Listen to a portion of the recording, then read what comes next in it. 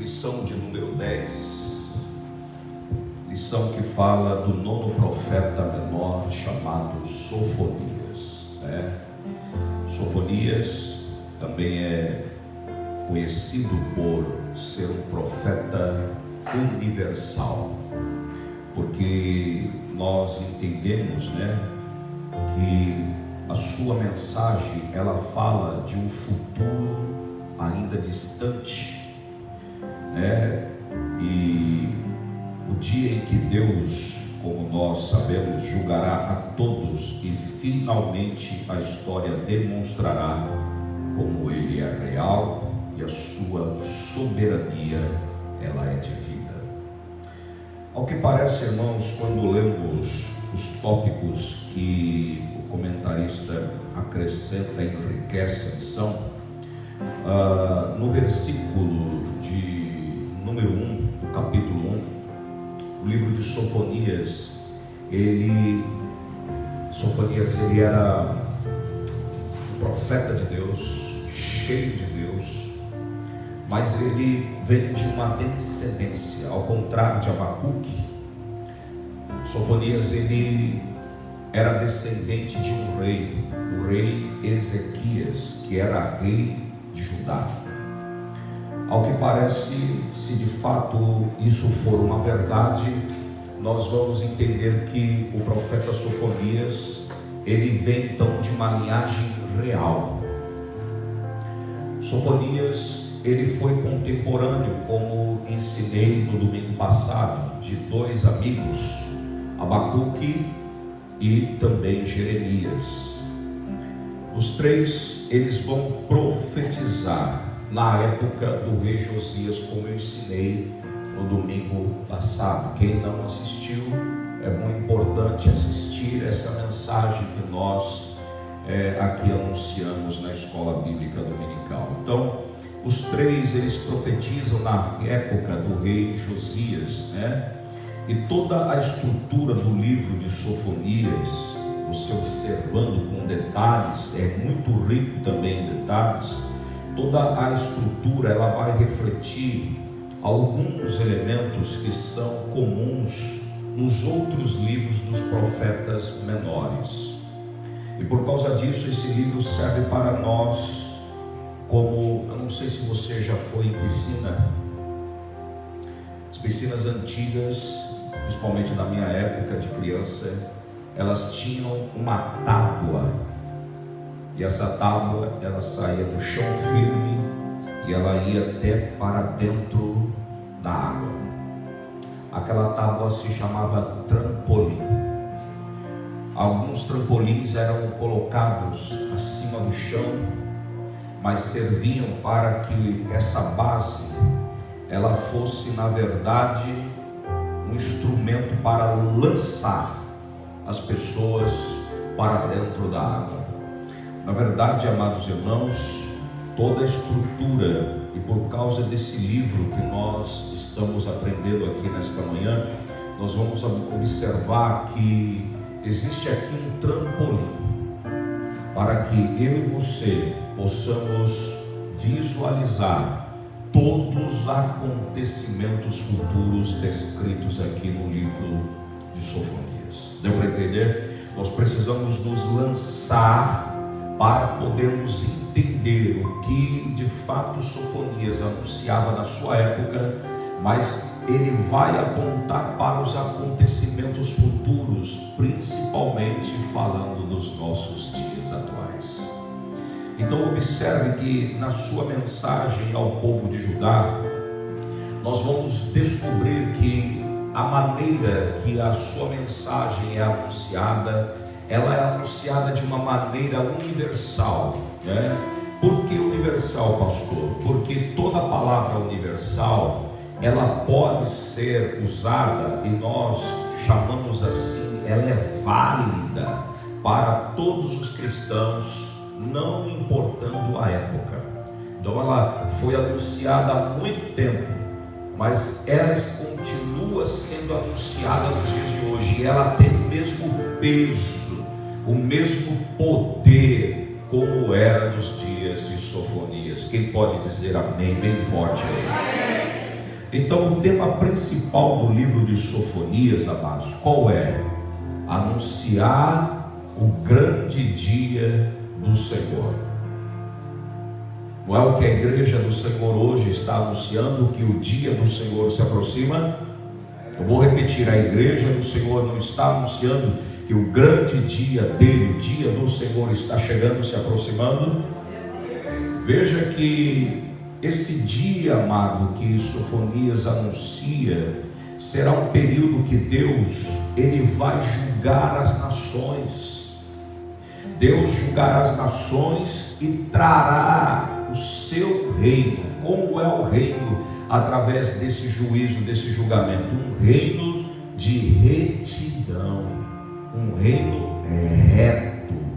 A palavra retidão fala de justiça, de coisas honestas. Isso fala de um julgamento, porque Deus, ele é justo. Deus, ele não olha as coisas que nos dias de Sofonias e nos nossos dias estão acontecendo com bons olhos. Ele consegue enxergar a maldade do homem. Então, você e eu vamos estudar o livro de Sofonias e vamos ter aqui uma visão interessante. Mas antes que eu continue comentando, deixa eu perguntar: quantos esta semana leram o livro de Sofonias? Ué, diminuiu da semana passada para cá? Só 3 irmãs? Nenhum irmão leu? Precisamos encontrar tempo. Sabe por quê? Se você ler o livro de Sofonias, você apenas iria ocupar 10 minutos do seu dia. Quantos dias tem numa semana? Quantos dias tem numa semana? 7. Quantas horas tem num dia?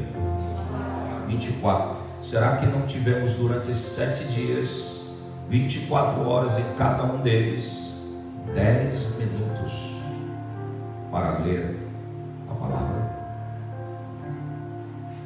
Se você pensar como eu tenho 1 hora de almoço, e durante esta 1 hora, o que eu faço, principalmente nessa hora também, é ler o que eu preciso falar.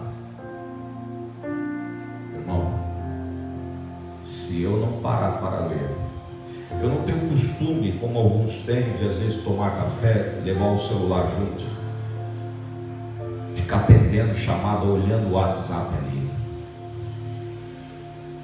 Mas às vezes eu sou obrigado a levar o telefone, ou às vezes o iPad, vai ficar ali do meu lado, porque o meu tempo é curto e eu preciso examinar as Escrituras naquela hora também. Então eu quero nesse dia levantar aqui, irmãos, um grande movimento para lermos a palavra de Deus. Nós, no final da escola, vamos estar falando do próximo livro que vamos estudar na próxima semana. Eu espero que você leia o livro, releia também, porque se você fizer isso todo dia, quando você chegar aqui no próximo domingo, você vai estar totalmente interagindo com tudo que será falado aqui. Amém? Amém.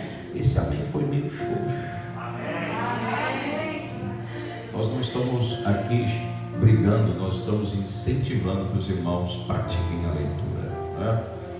Então você vai ver que nesta visão de Sofonias, interessante que todos os livros dos profetas menores, você vai observar que todos eles foram devidamente organizados, porque o livro de Sofonias, ele é ótimo exemplo para esta estrutura toda coordenada dos livros dos profetas menores. Porque se de fato nós quisermos saber a descrição dos finais dos tempos, o que vai acontecer no final dos tempos, basta abrir a Bíblia na página de cada um destes profetas, e você vai entender que no final de cada livro, cada profeta menor, porque eles sempre vão terminar de uma maneira muito parecida. Você olhando cada um dos livros dos profetas menores, observando cada um deles, você vai observar que quando ele se encerra, todos eles são muito parecidos. O tema do livro de Sofonias então é o dia do Senhor. O dia do Senhor. O dia do Senhor. Amados, esse tema é encontrado em quase a grande maioria dos profetas que declaram profecias acerca destes dias. Mas observe que fica particularmente um pouco assim mais claro diante dos nossos olhos quando nós lemos o profeta Joel, por exemplo. Nós vamos ver que o profeta Joel ele vai falar justamente também do dia do Senhor, de uma maneira muito clara, assim como também Sofonias faz no seu livro. Vamos falar do tempo de Sofonias. O tempo de Sofonias, os seus dias, politicamente falando, foi um tempo muito conturbado, quer dizer, difícil. Por quê? Você vai ver que próximo de Judá havia a Síria. Lembra da Síria que nós falamos e comentamos um pouco dela no último domingo? Você vai ver que a Síria, ela estava perdendo o quê? Todo o seu poder. Lembra da Síria que nós estudamos domingos que passaram, como eles foram naquele momento instrumento de Deus para juízo para o povo? Agora a Síria está vivendo um outro tempo. O juízo de Deus estava também sendo derramado sobre os assírios, e os assírios estavam perdendo todo o seu poder, toda aquela grandiosidade que eles tinham de atacar o povo judeu. Embora Deus houvesse usado eles como sendo um agente de juízo, mas nós vamos ver a Síria perdendo as suas forças, não tendo mais aquele poder que tinham. E veja que isso aconteceu porque a Babilônia que estava muito distante, eles estão avançando em poder,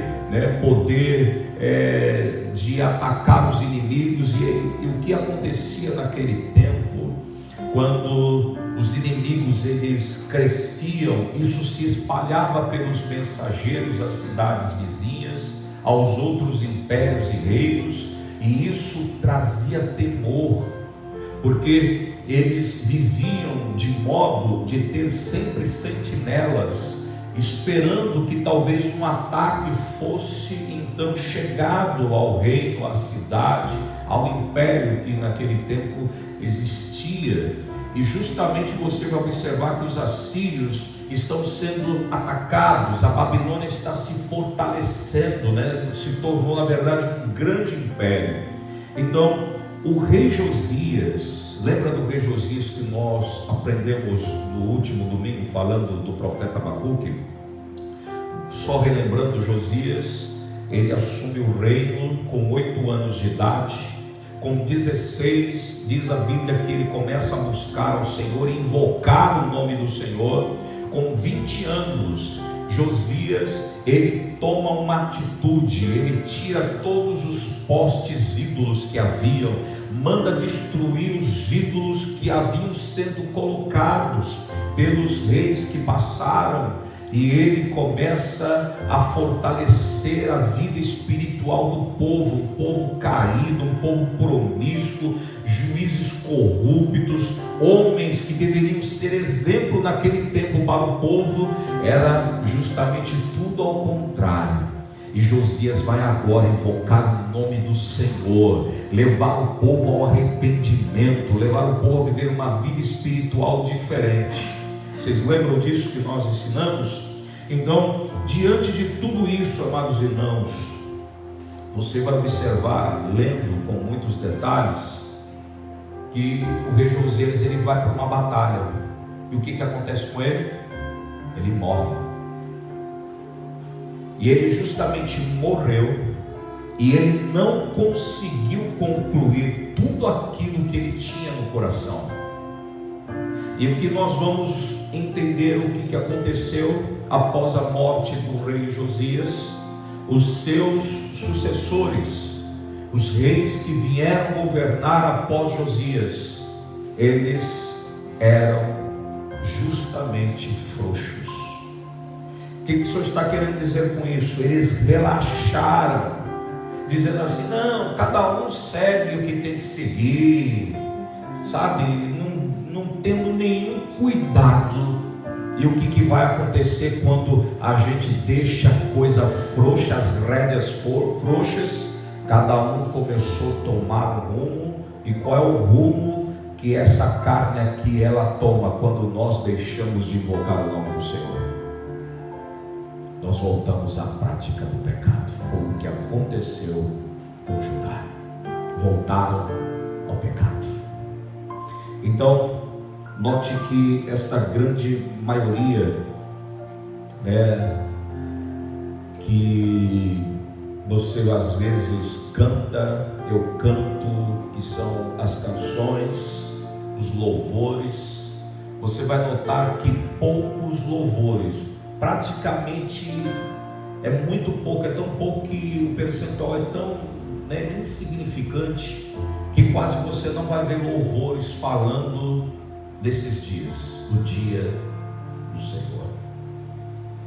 Por quê? Porque são dias, irmão, terríveis. Tem uma cantora que, só ela que eu encontrei, que ela vai falar do arrebatamento, ela vai falar desse grande dia do Senhor, ela vai dizer, ela até diz que um meteoro vai cair nas águas, isso de fato está escrito.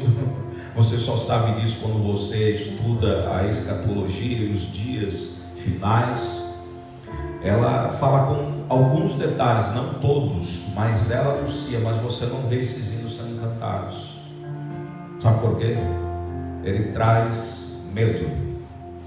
Como assim, pastor? Medo para quem vive descomprometido, mas traz esperança para quem está esperando este dia.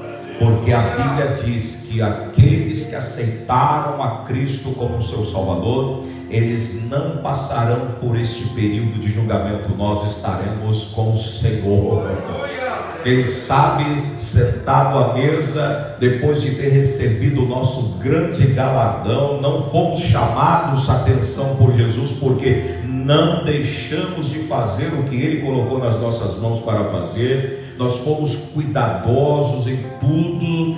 Nós vamos receber o nosso galardão, não sei se é de lua ou de sol, mas nós vamos receber o nosso galardão. Vamos sentar na mesa, naquele grande banquete que diz as Escrituras que Jesus vai nos servir naquele lugar. É onde nós vamos receber um novo nome lá no céu, porque há um cartório celestial esperando todos aqueles que vão habitar lá, cujos nomes estão escritos numa pedrinha branca. Aqui você é conhecido como Maria, José, Paulo, Alexandre, Elias, Eliseu, José, mas há um nome te esperando no cartório divino, amados. Sabe por que esta vida aqui ela vai ficar para trás e agora vai iniciar uma vida totalmente diferente.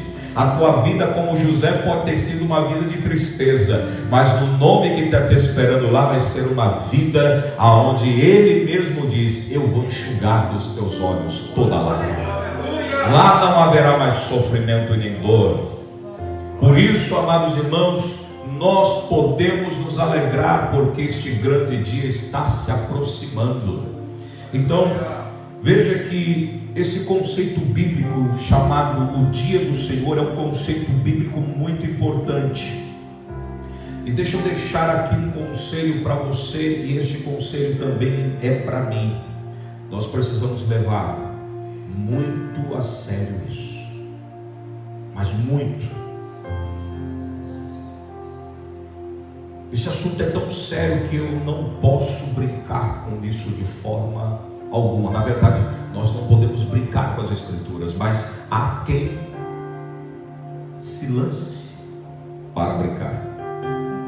Mas nós não podemos nos descuidar, nós precisamos levar isso muito a sério. E talvez você possa perguntar: mas por que, pastor? Porque este dia nos falará para onde estão indo todas as coisas. Olhe para mim aqui nesta manhã. Talvez você que esteja me assistindo posteriormente a este dia, para onde nós estamos indo. Olhe para o mundo hoje. O mundo que eu falo é um sistema globalizado. Para onde o mundo está indo hoje, irmão? Basta você entender que nós estamos indo para o final de uma era. Essa era vai passar e vai ser chegado uma outra era. Por quê? Essa era vai finalizar quando Jesus cumprir aquilo que ele prometeu em João 14. Ele disse: eu irei para o Pai, mas eu voltarei para buscá-los, para que aonde eu estiver, vós estejais comigo. Quando Jesus buscar a igreja for tomada, como nós cremos que não passaremos pelo período da tribulação, vai ser instaurada uma outra era, um novo tempo. É onde o juízo de Deus será derramado. Pastores muito cheios do Espírito e do entendimento divino diziam que a cólera de Deus seria derramada sobre o mundo. E eu pergunto, irmão, diante desse caminho que todos estão indo, para onde nós iremos? Lembra de Pedro? Pedro o problemático? Mas muitas das vezes era melhor ser um Pedro do que ser um Judas. Porque Pedro, pelo menos, ele tinha sensibilidade. E naquela situação toda, Pedro, ele vê muitas pessoas se levantando e indo embora, porque ninguém entendia o que Jesus estava falando. Porque Jesus não estava falando que ia dar pão. Jesus está dizendo que ele era o pão, e quem não comesse da sua carne não teria parte. E as pessoas talvez fossem naquele momento ali para fazer a refeição, e não tendo aquele entendimento. Eu estou fazendo conjectura aqui, não é o que o texto de João está declarando, isso é uma conjectura. Então, talvez alguns estivessem ali querendo comer, querendo se alimentar, como era normal aonde Jesus estava. As pessoas vinham, recebiam a palavra e não saíam famintas, elas saíam alimentadas. Na grande maioria dos milagres que Jesus operou, as pessoas saíam alimentadas. E ali todo mundo resolve sair. Sai um, sai o outro, sai um, sai o outro. Aí Jesus olha, os discípulos estão lá sentadinhos. Aí Jesus pergunta para eles: vocês não vão também não? Não estou escandalizado com o que eu estou falando também não? Aí Pedro se levanta. Pedro sempre se mostra como o líder. Ele diz: Senhor, para onde nós iremos? Eu pergunto nesta manhã: para onde nós iremos? Porque você vai encontrar nas Escrituras Jesus falando de vida eterna. Só há vida eterna com Jesus.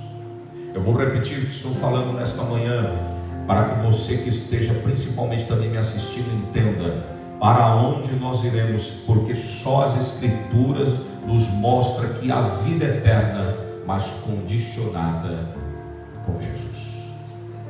Então, este dia nos falará para onde estamos indo e como também as coisas terminarão.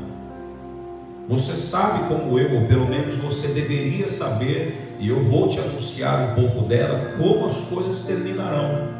Porque a Bíblia diz que o dia do Senhor, Ele vai enviar o quê? Tribulação.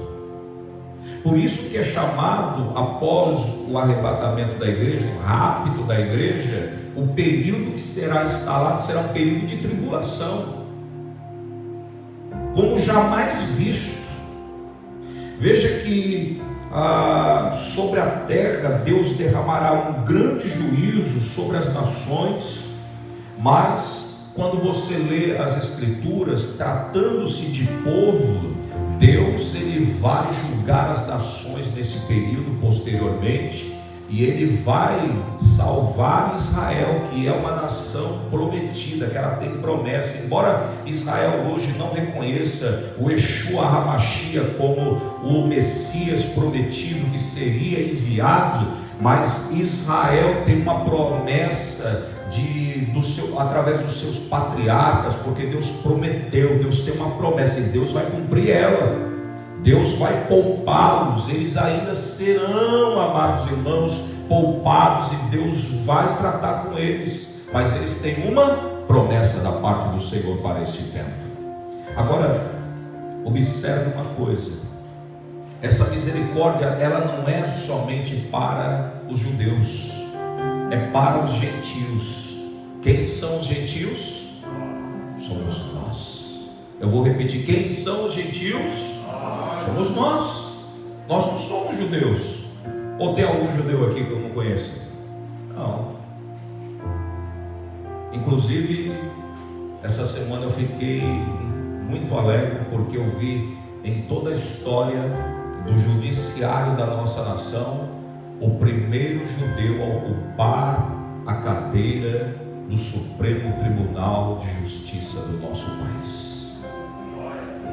Talvez você possa achar que isso não é muito, mas um judeu, ele conhece a palavra e ele precisa viver a palavra. Procure um pouco conhecer a história deste homem, para você ver que há em muitas análises das suas decisões, ela é pautada naquilo que está escrito. Deixa eu parar por aqui. Vamos lá. Os 2 primeiros capítulos do livro de Sofonias está relacionado a este grande dia, o dia do Senhor, tanto para os judeus como para os gentios. Só para você ter uma ideia dos dias de Sofonias, amados, eram dias terríveis, como eu já havia falado, comentado. Mas pastor, como eram esses dias? Você sabia que era perigoso ser profeta nos dias de Sofonias? Como nos dias de Jeremias? Perigosíssimo. Por que, pastor? Porque você vai observar que Sofonias é contemporâneo de Jeremias. Então, Jeremias, naquele tempo, ele foi preso várias vezes. Basta você ler a história de Jeremias. Por que ele foi preso? Por quê? Alguém sabe me dizer? Porque ele profetizava? Não entendi. A verdade. Ei, você já disse a verdade um dia e você foi mal entendido? Geralmente, quando falamos a verdade, irmão, nós perdemos algumas coisas aqui nesta vida. Como, por exemplo, não somos mais convidados a estarmos naquele reduto que algumas pessoas vivem. Reduto, quando eu falo, é um encontro, uma reunião, uma festa, um batizado, um casamento, uma celebração. Quando você começa a falar a verdade, você é visto como olhavam para João Batista. Ninguém queria estar perto de João, porque estar perto de João e ouvir a verdade. A verdade, como eu já vi alguns falarem, nua e crua, quer dizer, a verdade como ela é. Então, se Jeremias foi preso muitas vezes simplesmente porque ele entregou uma mensagem da parte de Deus, principalmente para quem? Para a liderança da nação. Porque o que se entende, irmão? Se aquele que está no topo e é quem governa, ele tem que ser o quê? Exemplo. Por exemplo, vamos falar aqui como eu represento o nosso apóstolo aqui, ocupo o lugar dele, porque na verdade ele confia, porque ele não pode estar em todas as igrejas ao mesmo tempo. Tanto é que ele é o pastor aqui da igreja, eu sou apenas o dirigente da igreja. Mas se você olhar para mim e você não vê exemplos na minha vida, o que é que você vai fazer então? Alguns podem até dizer assim, não, mas ele faz, por que eu não posso fazer? Ele diz, por que eu não posso dizer? Ele faz, por que eu não posso fazer? É por isso que quem está ocupando o topo, ele precisa ser o exemplo. Deixa eu te perguntar uma coisa: da tua casa, quem ocupa o topo? Quem ocupa precisa ser exemplo. E geralmente, irmão, o exemplo é criticado. O exemplo, ele não é entendido, principalmente quando o exemplo está olhando para outro exemplo. Qual é o nosso exemplo maior aqui? É olhar para Jesus Cristo, autor e consumador da nossa fé. Se o exemplo está olhando para o exemplo, com certeza ele levará muitos, não todos, porque como o pastor Sebastião, um dia o pastor Sebastião Pereira dizia, nos ensinando, ele dizia que a fé, ela é para todos, mas ela não é de todos. Quem está na escola bíblica dominical? Dá glória a Deus aí. Então, veja que Deus havia mostrado a Sofonias que o julgamento sobre a nação de Judá estaria chegando. E como seria esse julgamento, pastor? Judá, todos os seus moradores, eles seriam presos, levados cativos para onde? Não para a Síria, que a Síria, lembra que eu falei agora? A Síria estava na verdade sendo invadida, perdendo toda a sua força. Qual era o império que estava crescendo naqueles dias? A Babilônia, os babilônicos. Então Judá agora seria invadida pelos babilônicos.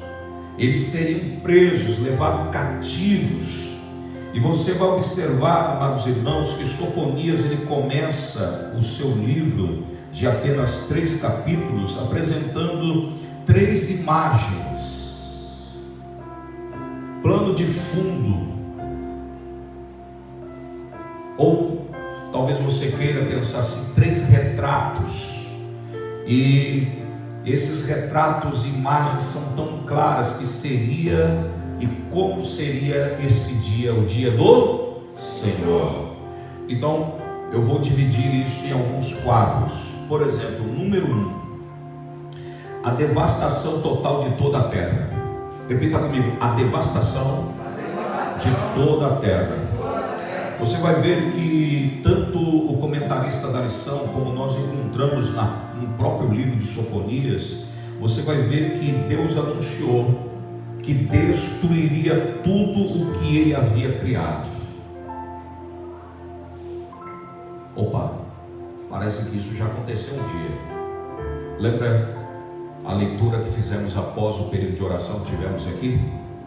A Bíblia diz que Deus ele se arrependeu, e nós sabemos que isso na verdade é uma forma de linguagem, porque Deus ele não se arrepende. Eu já ensinei isso aqui, o que de fato esta linguagem ela faz entender. Então Deus ele olha para o mundo naquele tempo dos dias de Noé. Deus ele não quer mais saber do homem, porque o homem não quer saber dele, mas ele olhou e ele viu quem?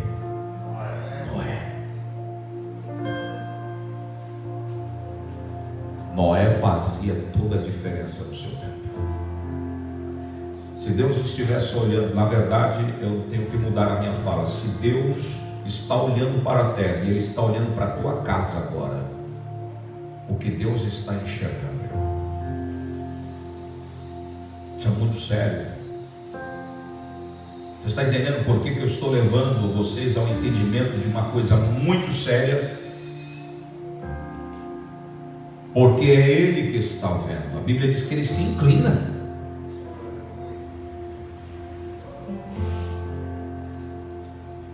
E justamente Deus está dizendo aqui que a devastação, a destruição da terra. E quando você procura a tradução para destruição, destruir, você vai encontrar na língua hebraica a seguinte conotação da nossa palavra: é eliminar completamente. Você imagina, irmão, o juízo de Deus vindo contra o Guarujá agora. Sabe essas ruas que você conhece, as pessoas que você sabe que moram em determinados lugares aqui da nossa cidade, e Deus diz assim: eu vou destruir o Guarujá. E essa destruição, irmão, é eliminar completamente tudo. E você olhar agora e não ver mais nada. É o que Deus está dizendo sobre a boca do profeta Sofonias que iria fazer com Judá. E veja que você talvez possa me perguntar: pastor, mas por que eu não li o livro de Sofonias? Qual é o motivo? O motivo era o pecado. Ora, que pecado, pastor? O povo estava atolado, irmão, sabe que? Em idolatria. Um povo idólatra, invocando outros deuses, porque só há um Deus, um só Senhor. E o apóstolo ele toma o cuidado de dizer: um só Espírito, um só batismo. Amados, só existe um Deus, e Ele é maior do que todas as coisas. Ele é o Criador, Ele não é uma criatura feita pelo homem. uma estátua, uma imagem, não. Ele é o Criador. Eu pergunto, quem é que viu Deus aqui? Ninguém consegue ver Deus da maneira como a gente enxerga os deuses feitos pelos homens. Mas quando eu olho para amanhã que se aproxima, e eu vejo a noite sumindo, e amanhã de um sol maravilhoso chegando, o dia anunciando, eu vejo Deus em tudo isso.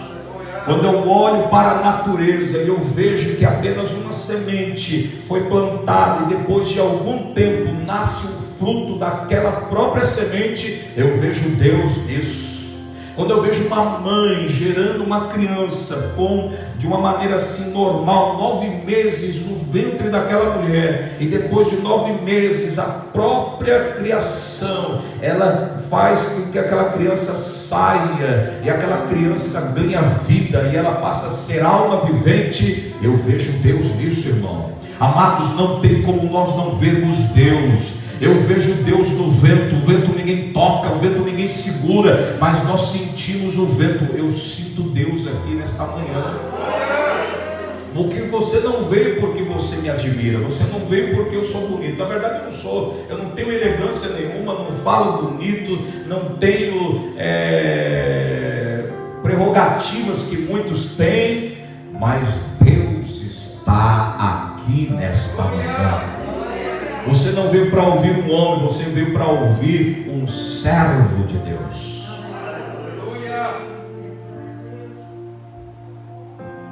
Um grande, número 2, segundo plano de fundo.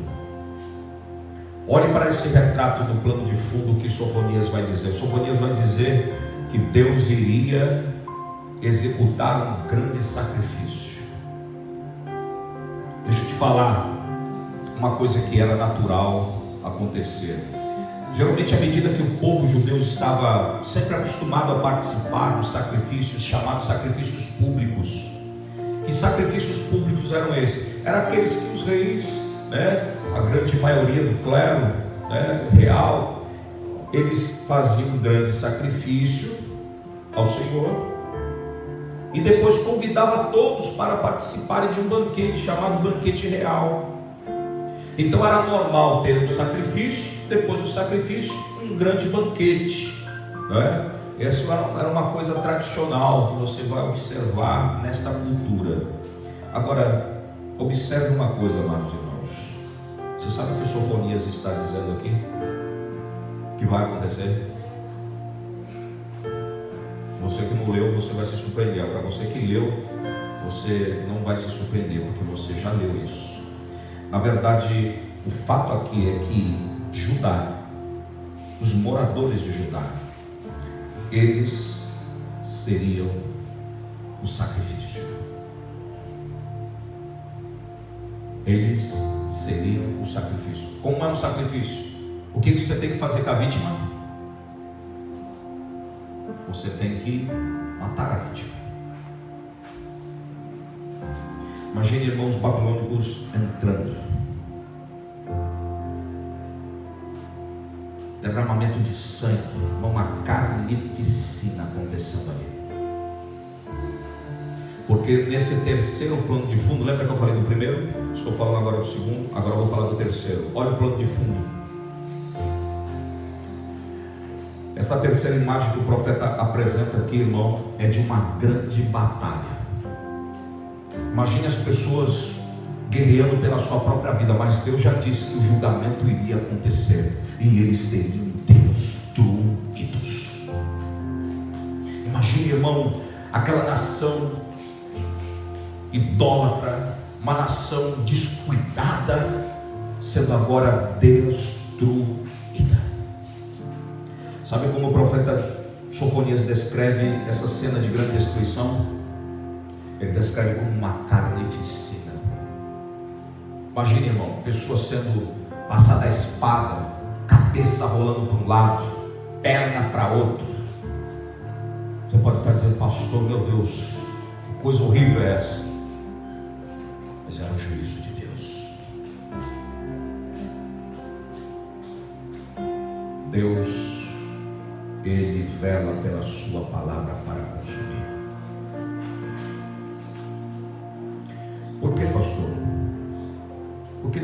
tão mal assim. Não, Deus não é mau, você está enganado. A Bíblia diz que Ele é bom, mas a Bíblia diz que Ele é juiz, Ele é justo.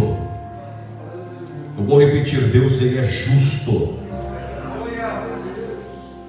Tudo porque a nação de Judá, ela se recusa a se submeter à palavra do Senhor. Veja que eles receberam uma palavra, receberam uma promessa. Repita comigo, receberam uma palavra, receberam uma promessa, mas eles não quiseram saber de nada disso. Eles viram as costas para Deus, começam a adorar a ídolos, começam a fazer tudo o contrário da vontade de Deus. E por isso, irmão, o fogo do zelo de Deus, ele vai consumir a todos naquele tempo. E note que nesta imagem que Sofonia descreve, que é uma ilustração, na verdade, do que vai ocorrer no tempo do fim. Olha para cá, no tempo do fim, hein? Eu não sei se o tempo do fim vai chegar hoje.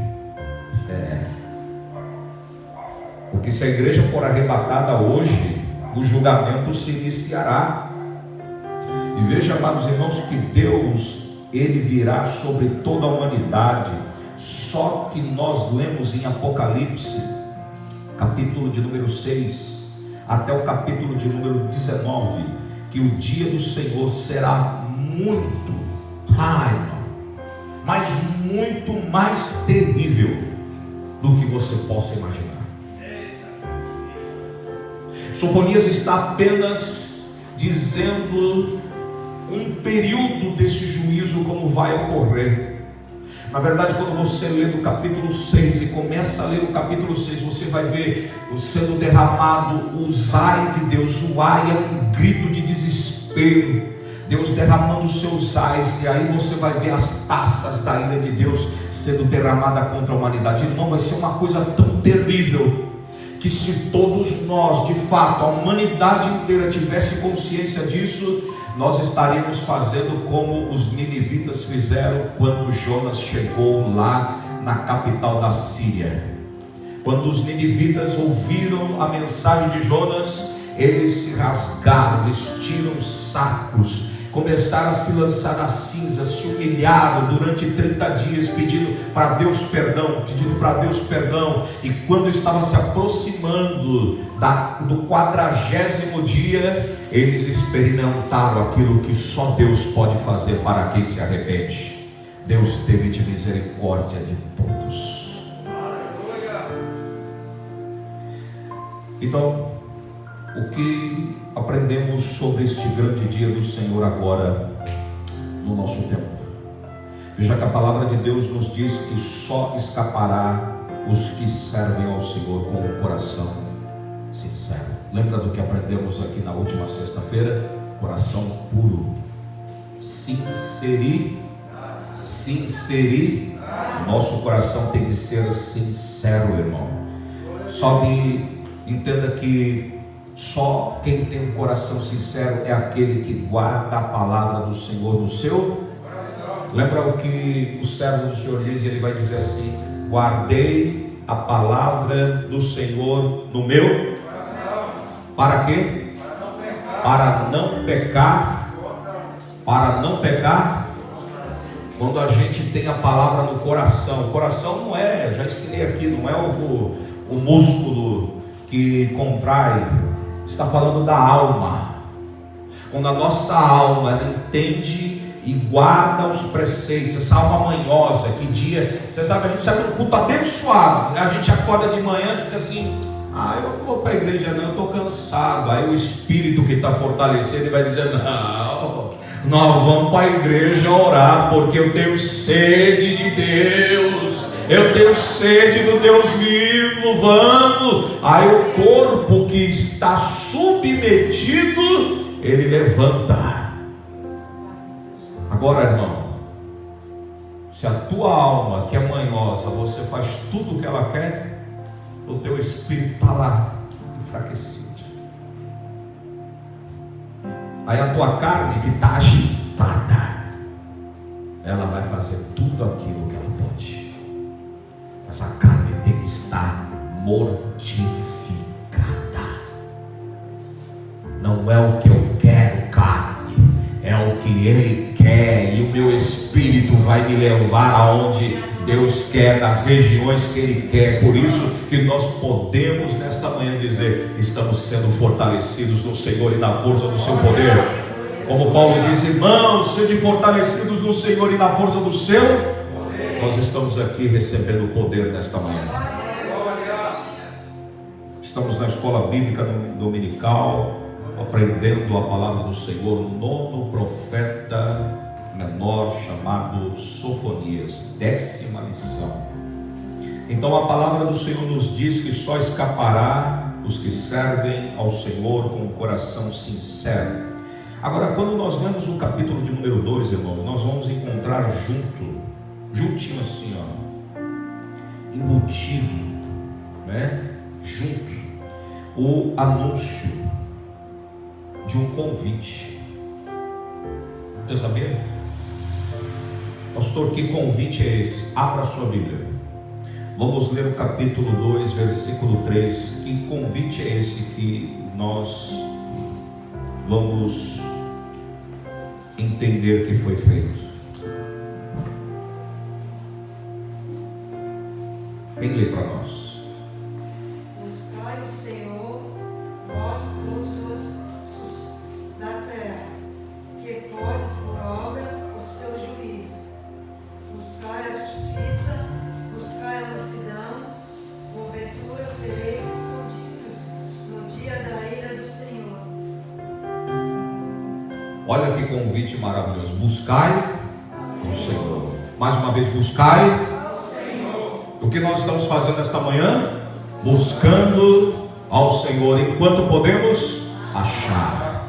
Amados, entenda que tem culto hoje, buscai ao Senhor. Tem culto amanhã, buscai ao Senhor. Precisamos falar de Jesus para alguém, estamos buscando ao Senhor. Nós estamos fazendo a sua vontade. Entenda que esse convite aqui foi feito a ajudar. Esse convite, amados irmãos, note que o julgamento ele vai começar por onde? Pela casa.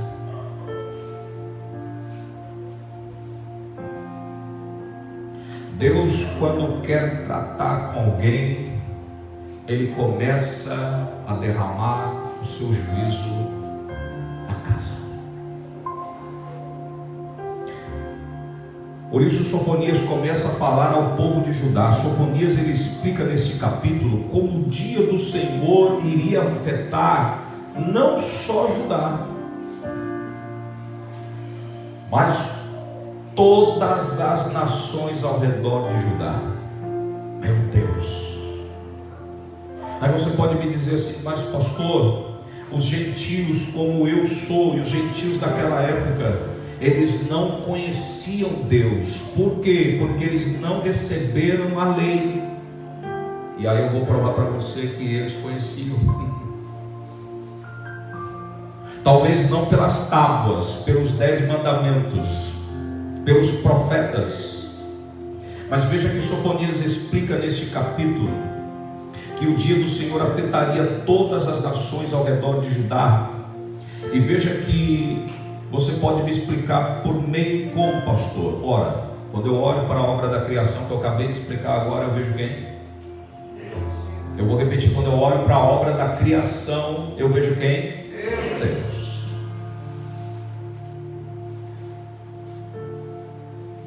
E por meio da consciência. Ora, irmão, quem foi que fez o peixe do mar? Foi um extraterrestre? Quem fez a obra da natureza, irmão? A gente olha para a natureza, a gente vê realmente um Deus. Então veja que além disso, nem sempre as nações, você vai observar que elas olhavam para Judá, para Israel, para Jerusalém, e elas olhavam de uma maneira muito terrível. Você vai ver que todas estas nações, elas não agiam com bondade, eram perversas contra os judeus. Você vai observar que naquele momento que Deus vai derramar o juízo contra Judá, Deus está também anunciando: chegou o juízo contra todas as nações também. Os estudiosos da Bíblia, eles chegam a afirmar, amados, que o julgamento de Deus, eles seriam, como eu já afirmei aqui, a todas as nações daquele tempo. Não só aqueles que estão ali ao redor ali de Judá, mas todas. Todas. E você talvez me pergunte: pastor, mas por que um juízo assim tão grande? Porque quando você... Aqui, infelizmente aqui o nosso projetor ele não ajuda. Quando você olha para o mapa, aquele mapa que nós já passamos aqui, você vai olhar para a posição de cada nação onde elas estão. E o que você enxerga naquele mapa? Você vai enxergar algo que talvez nem todos estejam vendo, mas a partir de hoje vão ver. É aquilo que a gente chama, que a gente aprende na escola secular, chamado de pontos cardeais. Como assim, pastor? Você vai enxergar o norte, quem está lá no norte. Você vai enxergar a nação que está lá no sul, a nação que está lá no leste e a nação que está lá no oeste. E quando nós começamos a estudar isso, nós vamos ver que quem é que está lá no norte, que eu acabei de mencionar, que está definhando, perdendo seu poder? A Síria. Quando você olha lá para o sul, lá embaixo, quem está lá no sul? A Etiópia. Quando você olha lá para o leste, quem que você enxerga? Aqueles dois irmãos, os amonitas e os repita comigo: os moabitas e os amonitas. E quando você olha lá para o oeste, você vai enxergar aquele inimigo antigo, já de um bom tempo. Quem são? Os filisteus. Note que eles estão nessa posição geográfica. Deixa eu falar um pouquinho para você sobre esses inimigos. Vou começar falando sobre a Filístia, os filisteus. Você vai observar que todos nós que lemos a palavra de Deus no Antigo Testamento, você vai notar que os filisteus, eles eram inimigos antigos dos judeus, do povo de Deus.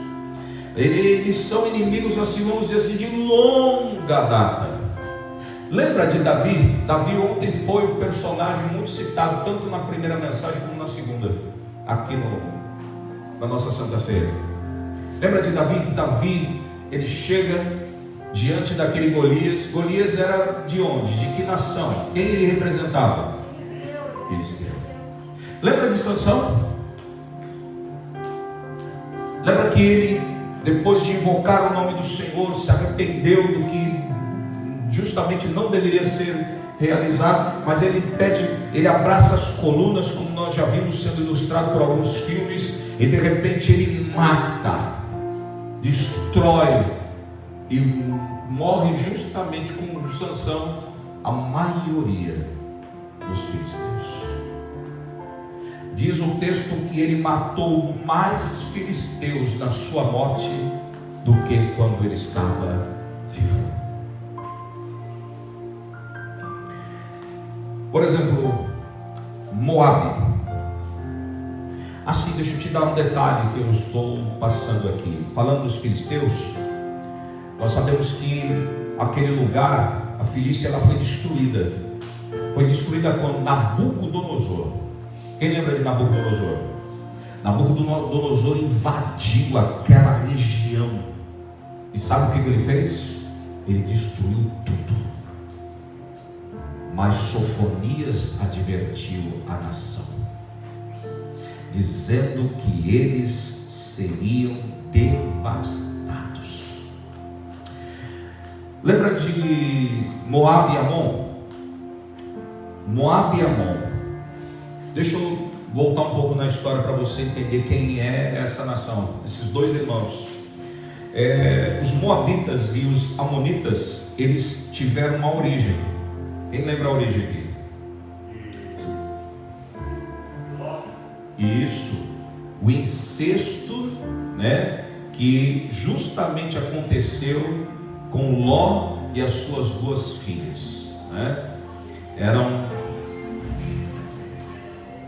naquele momento ali, a gente vai observar que acontece esse incesto, né? Todos acreditam que já leram a história de Ló. E deles saem duas nações, dois irmãos, né?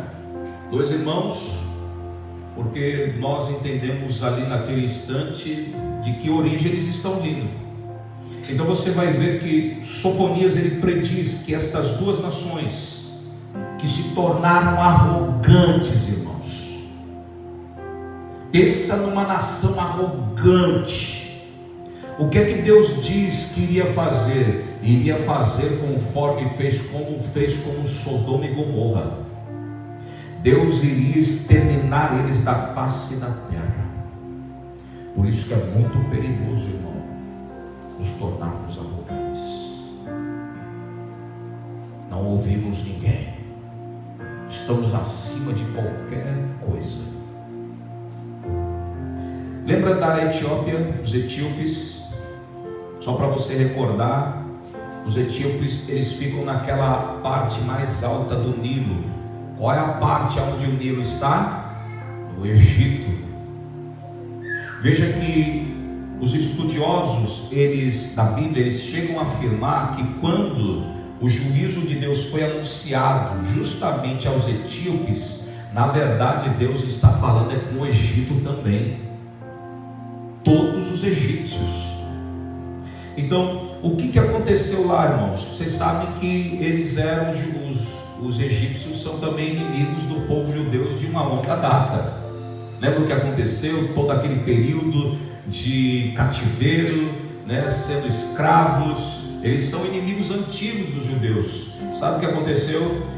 Aconteceu que Nabucodonosor e seus soldados, eles também conquistaram toda aquela nação depois de algum tempo. A Síria, até a ascensão da Babilônia, a Síria era a maior potência mundial. Tanto é que nós vemos Deus usando os assírios como sendo agentes de juízo naquele momento. Mas você vai ver, amados, que 1,5 século antes, lembra?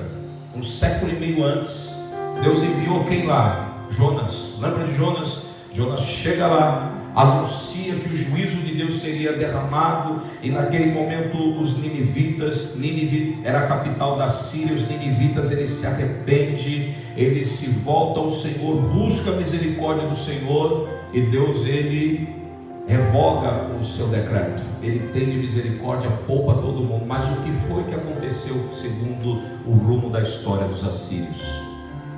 Os seus descendentes não fizeram o que os seus pais fizeram, e aí se voltaram novamente, uma nação pagã, uma nação que acabou voltando às práticas e aos costumes.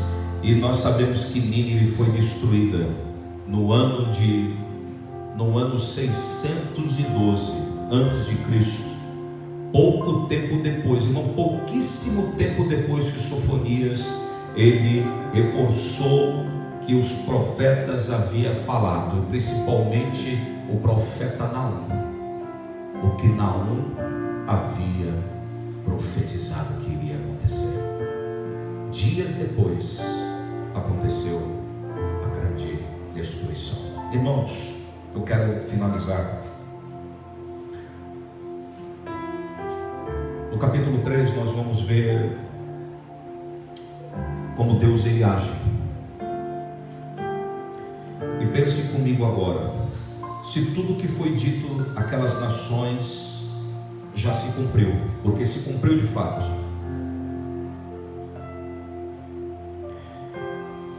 É óbvio que nós precisamos acreditar que outras predições também vão se cumprir. Mas quando eu olho para Judá sendo levado, destruído, diz a a história, e o próprio texto de Sofonias diz que quando a Babilônia chegou, levaram, ficou um povo lá, restou um povo ali. No capítulo 3, versículo 17, você vai entender quem foi estes que ficaram ali, quem foi que eles deixaram. Justamente ficou os humildes, os pobres. Eles foram deixados lá. Sabe quem eram estes? Eram aqueles que eram fiéis ao Senhor. Você vai observar que eles são muito pouco, mas Deus, ele vê como ele olhou Noé. E é por isso que no capítulo 3, versículo 17 está escrito: o Senhor teu Deus está no meio de ti, poderoso para quê? Para te salvar. Irmão, imagine que todo mundo foi levado. Por que eles ficaram? Porque Deus, ele vela pela sua palavra para cumprir. Sofonias disse: ele está no meio de ti, é poderoso para te salvar, ele se deitará em ti com alegria, calar-se-á por seu amor e regozijar-se-á em ti com júbilo. Talvez você que esteja me assistindo, ouvindo agora, finalizando as minhas palavras, a minha participação, você pode estar pensando: meu Deus, eu fiz tanta coisa errada na minha vida, eu andei erradamente, até sendo um cristão. Mas se você se arrepender e você procurar viver uma vida de santificação, sem a qual ninguém verá o Senhor, você vai experimentar o que esses judeus remanescentes experimentaram: a grande misericórdia do Senhor, porque Deus enxerga o justo, Deus enxerga aquele que realmente está vivendo para o Senhor. Você tem que procurar a máxima expressão da palavra. Quando Deus usa, se não me engano, o capítulo de número 24, versículo 16 do livro de Josué, talvez eu esteja errado, não sei se de fato é isso, mas Josué diz assim: eu e a minha casa, eu e a minha casa, eu e a minha casa. Talvez você possa estar olhando, dizendo assim: mas como é que Deus vai libertar o meu pai de tanta coisa, a minha mãe? Quem vai libertar o meu marido, libertar os meus filhos? Ei, Deus, ele é poderoso para mudar a tua sorte. Basta começar por um fiel e um justo. Porque se Deus, ele derramou juízo naquelas nações e se cumpriu tudo o que foi dito por meio dos profetas, com certeza, irmão, vai se cumprir também nos nossos tempos, principalmente o que Sofonias aqui expressa. E cabe a nós neste tempo estarmos em grande alerta. Grande alerta. Eu termino com as palavras do apóstolo São Paulo. Paulo diz assim: não vos conformeis com este mundo, mas transformai-vos pela renovação do vosso entendimento.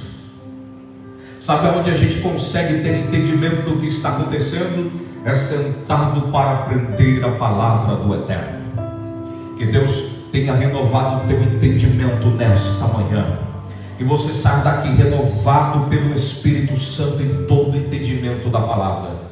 Porque eu creio que enquanto eu ministrava esta aula, o Espírito Santo ministrava o teu coração também. Fiquemos de pé em nome do Senhor Jesus.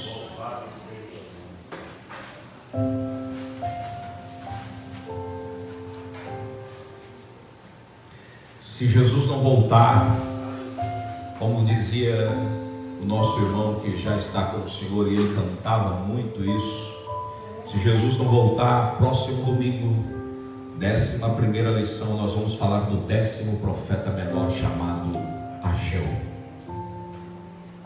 Ageu que chegou num templo e num tempo de reconstruir.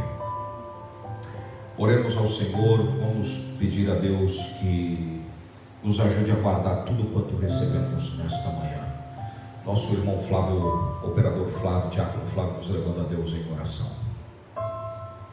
Excelentíssimo Pai, estamos na tua presença para te louvar por esse dia abençoado que o Senhor nos concedeu. Sim, Senhor. Porque o salmista disse ali no capítulo, no Salmo 3, versículo 5: deitei, dormi e levantei, porque o Senhor me concedeu. Aleluia. Isso é uma dádiva, Senhor.